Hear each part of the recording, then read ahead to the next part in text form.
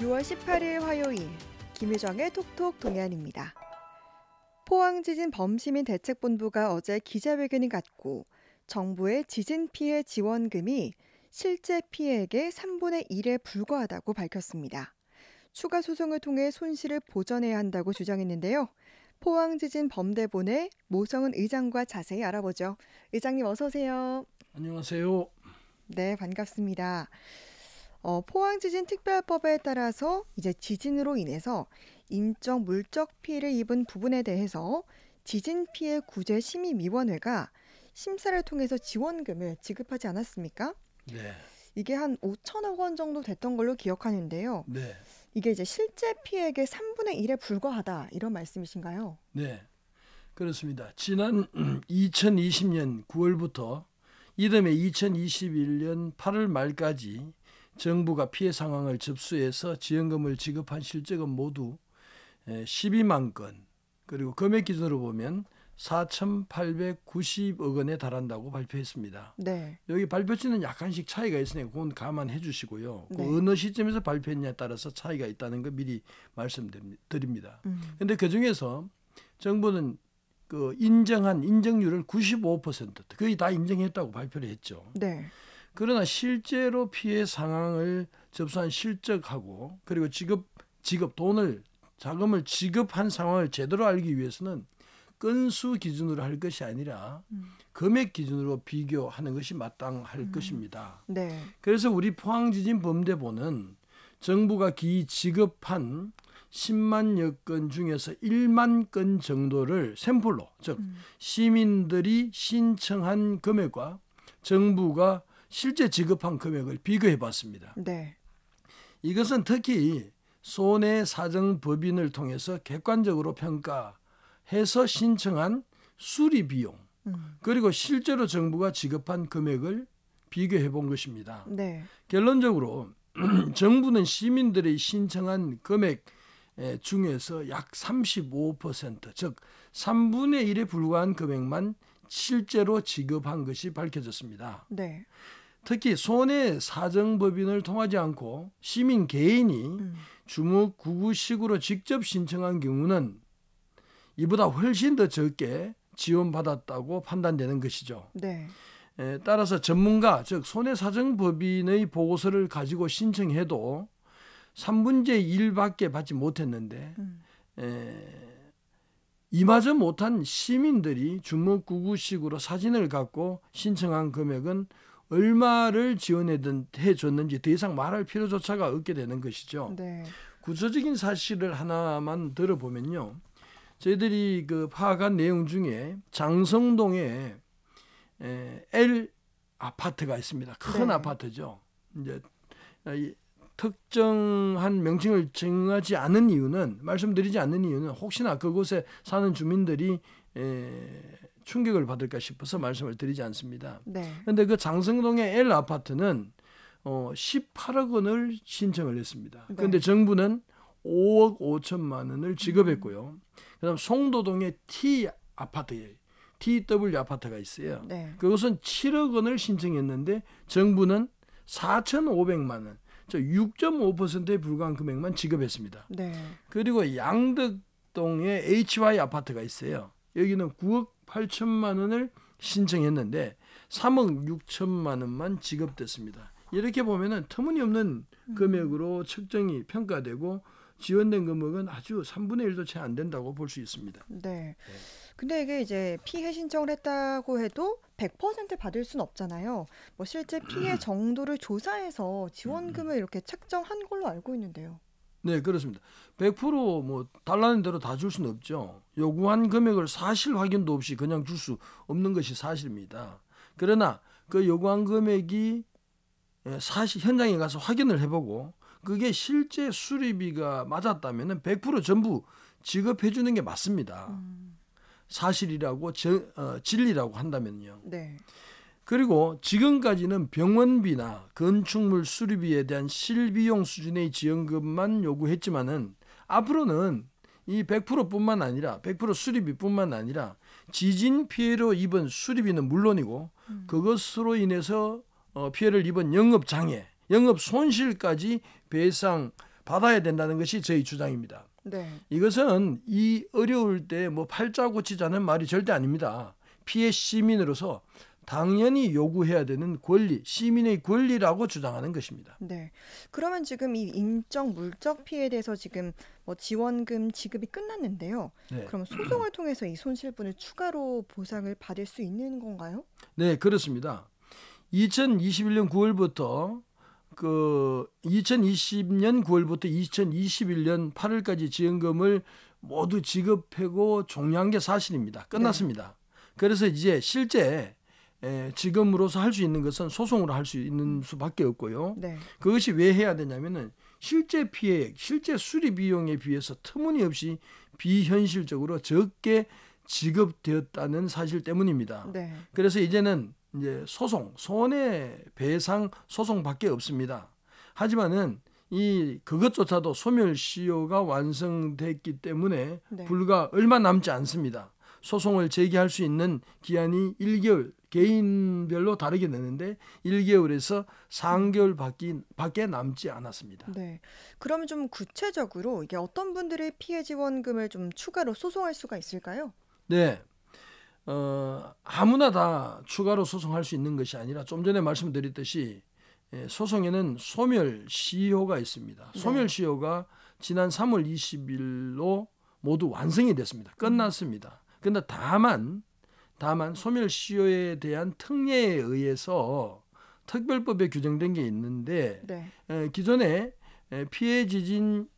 지진 피해 구제 지원금을 신청한 네. 자에 한해서는 그 신청한 기간만큼 소멸시효가 연장되기 때문입니다.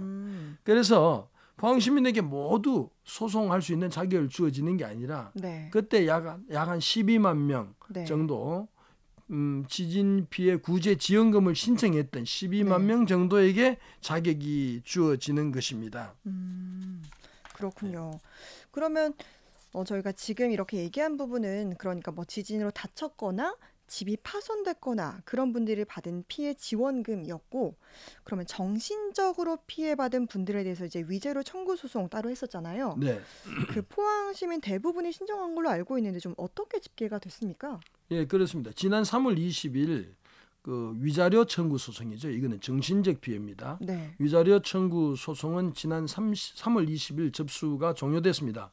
그 통계를 살펴보니까 제가 행정정보 공개 청구를 해서 법원으로부터 받은 자료입니다만은 네. 총 49만 9,881명이 동참했습니다. 포항시 현재 인구보다 많은 인구입니다. 네. 즉 살아있는 분들은 거의 다 했다고 생각하면은 뭐 틀림이 없습니다. 네.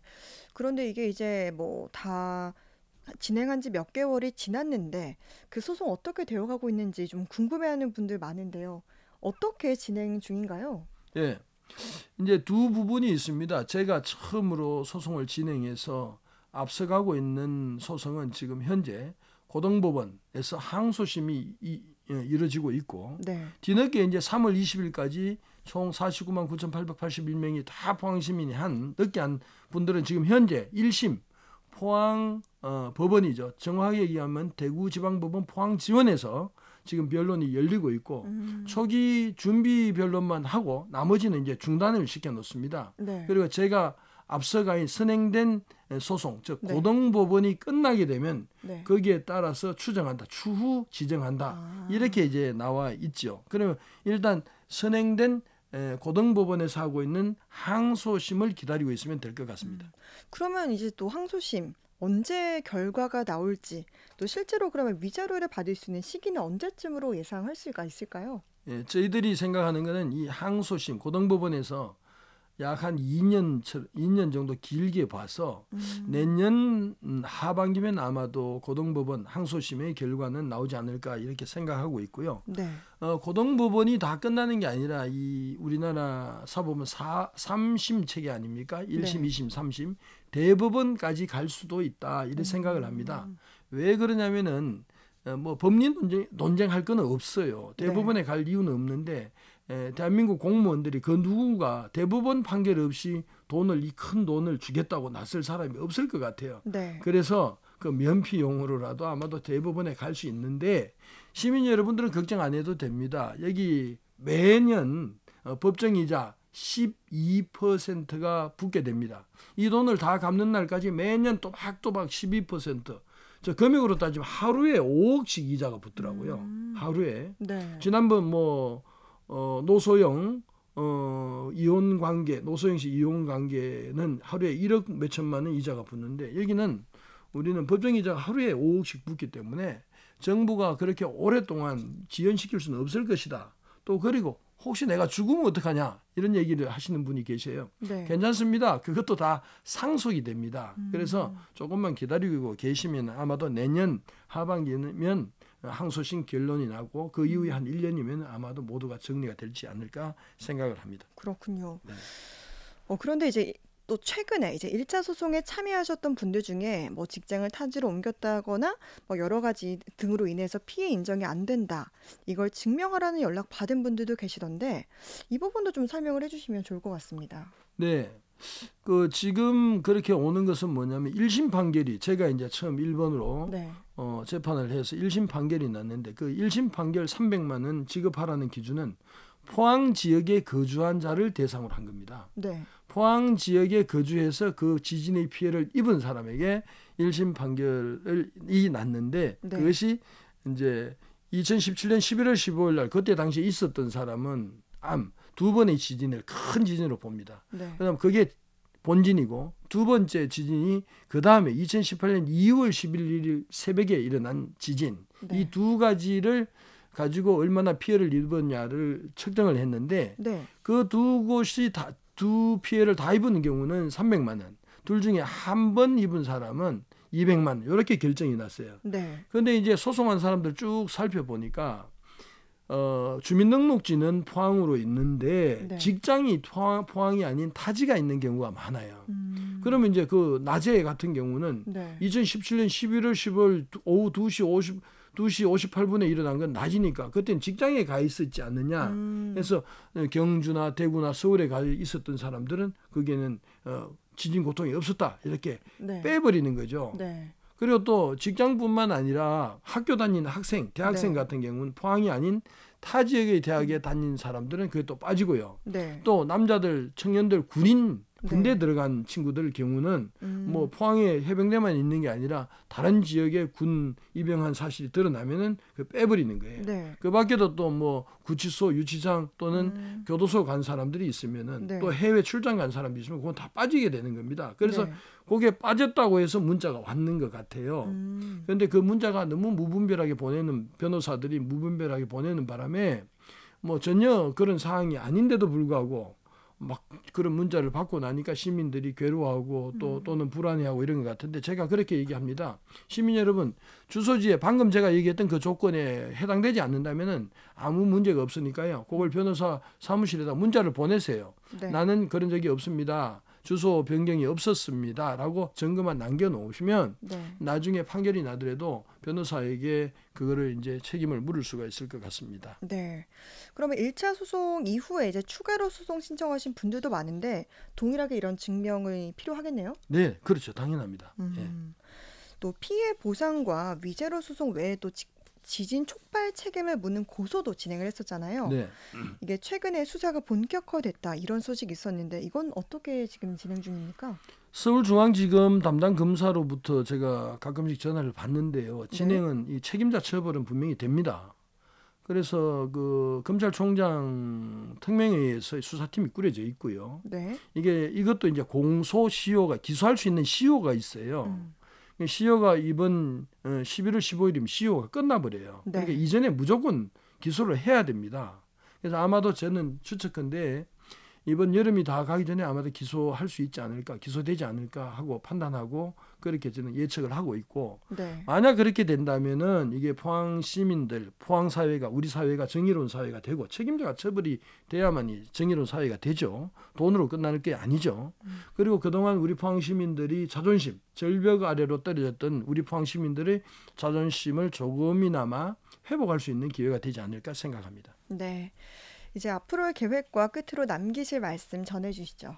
예. 저는 앞으로도 포항지진 위자료 청구 소송에 전념할 겁니다. 그리고 빼앗긴 포항 시민들의 권익을 찾는데 나머지 힘을 모두 소진할 것입니다. 다만 이 자리를 빌어서 포항 시민들께 간곡히 부탁의 말씀을 드리려고 합니다. 무엇보다도 이 시민소송, 즉 포항지진 위자료 청구 소송은 시민 여러분들의 관심이 중요합니다. 위자료 청구 소송에 대해서 여러분들 제발 관심 좀 기울여 주십시오. 돈이 언제 나오느냐, 얼마 나오느냐가 관심이겠지만은 그것보다도 먼저 중요한 것은 선행되고 있는 재판. 저희들 지금 아까 고등법원에서 항소심이 이루어지고 있다 했죠. 그런데 항소심에서 저희들이 승소해야만이 결국 포항 시민 전부가 돈을 받을 수 있습니다. 그래서 먼저 우리 시작한 선행되고 있는 항소심, 그리고 우리 봉사단체입니다. 포항지진 범시민대책본부라는 것이 어디에서 돈을 받고 하는 것이 아닙니다. 저희들 회비를 내고 저희들 월 회비를 내서 운영하고 있는 봉사 시민단체입니다. 이 범대본이 승소할 수 있도록 시민 여러분이 응원해 주시면 고맙겠습니다. 그래서 현재로서 응원해 주는 방법은 딱 한 가지밖에 없습니다. 포항지진 범시민대책본부, 그냥 밴드가 있습니다. 밴드에서 포항지진만 쳐도 나와요. 빨간 하트 모양이 나옵니다. 포항지진 범시민대책본부 밴드에 가입하셔서 들어오셔서 격려해 주시고 댓글을 달아주시는, 그보다 더 큰 격려가 없을 거로 생각합니다. 아무튼 시민 여러분, 제발 우리 포항지진 범대본 응원해 주시고 관심 기울여 주시면 감사하겠다는 부탁의 말씀을 드립니다. 고맙습니다. 네, 포항지진 범시민대책본부 무성은 의장과 이야기 나눴습니다. 말씀 고맙습니다. 고맙습니다. 감사합니다.